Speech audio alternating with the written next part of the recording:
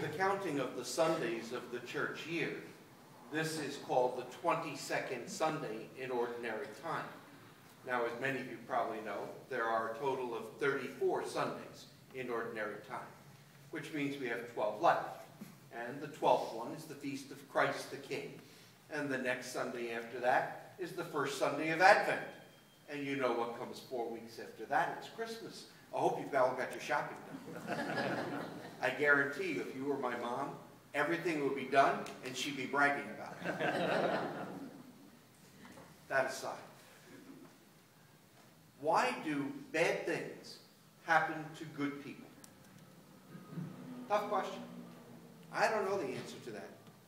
But in fact, you and I both know that it does. Bad things do happen to good people, and good things do happen to people that we think they shouldn't. It's a reality as we look around. And it's a question that people have been wrestling with since the dawn of time. Why do bad things happen to good people? Even though it shouldn't be this way, you and I come here each Sunday, and the unspoken arrangement is, okay, God, I'll give you a week, or I'll give you an hour each week, you know. I'll do my God thing on the weekend, and during the rest of the week, I'll be pretty good. I mean, I'm more or less okay. You know, none of the biggies. I don't do any of the biggies, you know. I'm a pretty good guy.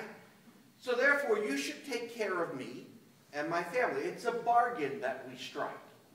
I'm good, therefore, you take care of me. When I'm bad, you punish me. And yet, this is what's going on in the gospel when Jesus, who Peter has just proclaimed to be the goodest of the good, you are the Christ, the Son of the living God. Jesus said, yes, that's true, and I'm about to suffer and die. No, it doesn't work that way. See, when you're the goodest of the good, you get to live forever. It's all yours. It's great. You get it all. And in fact, Jesus does.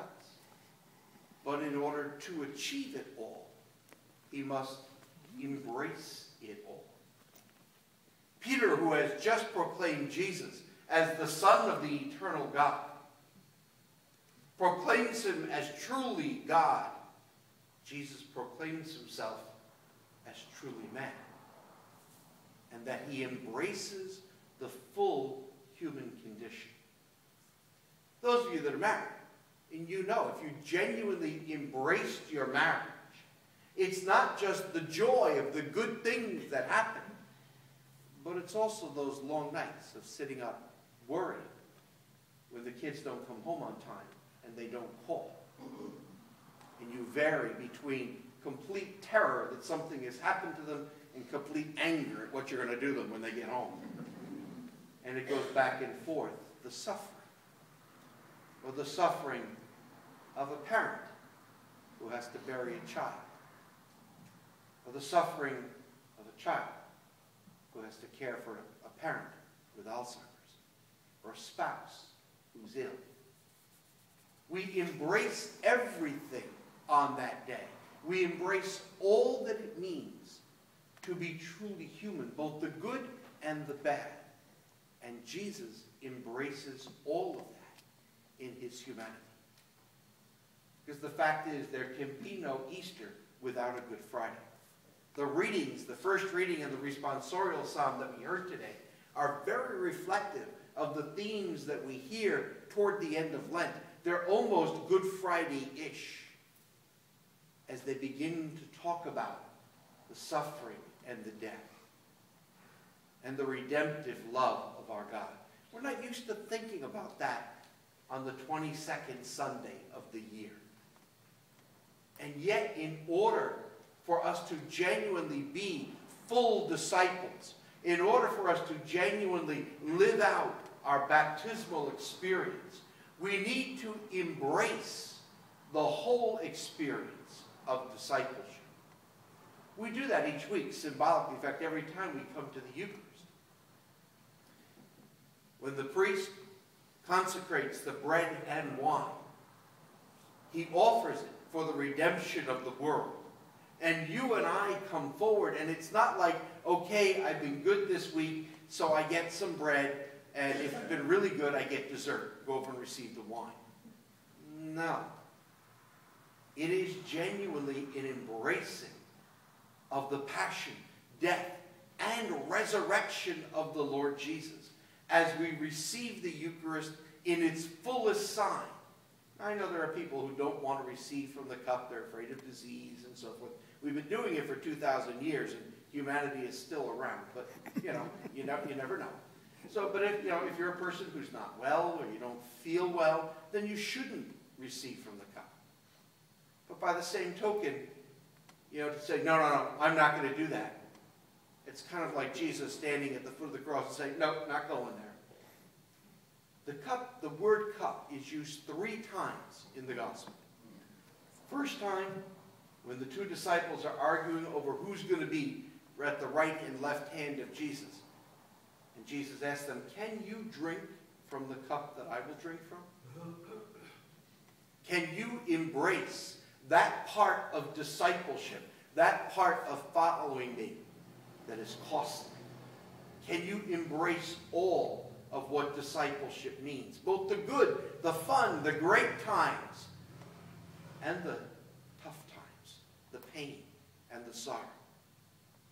The second time that it's used is at the Last Supper, when Jesus took the cup, blessed it, and gave it to his disciples and said, take this, all of you, and drink from it. For this is my blood, the blood of the new and everlasting covenant, which will be shed for you and for all, so that sins may be forgiven. To drink from the cup, again, is associated with suffering. Can we embrace the full experience of Jesus? Or do we, like Peter, want to push it aside? No, Jesus, we're not going to go there. And the third time that it's used is Jesus in the garden. When Jesus prays and sweats out of genuine fear and concern for what he must face, and says, Father, if it's possible, let this cup pass from me. If not, then your will be done. No one seeks suffering for the sake of suffering. There's a word for that. We call it masochism. It's not a healthy thing.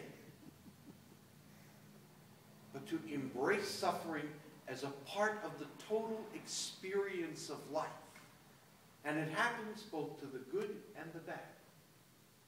Not because they've been bad or they've been good, but because we are alive. And just as Jesus embraced both the joy of sharing meals with his disciples, of walking with his friends, of being received triumphantly into the city of Jerusalem, so also he embraced the suffering of the cross. This same Jesus who celebrated and danced at the wedding feast of Cana, who made sure that they were not embarrassed by running out of wine, is the same Jesus who gave his blood so that we could continue to dance in celebration of his love. We need to embrace the full experience of what it means when Peter says, you are the Son of the living God. We need to embrace all of it.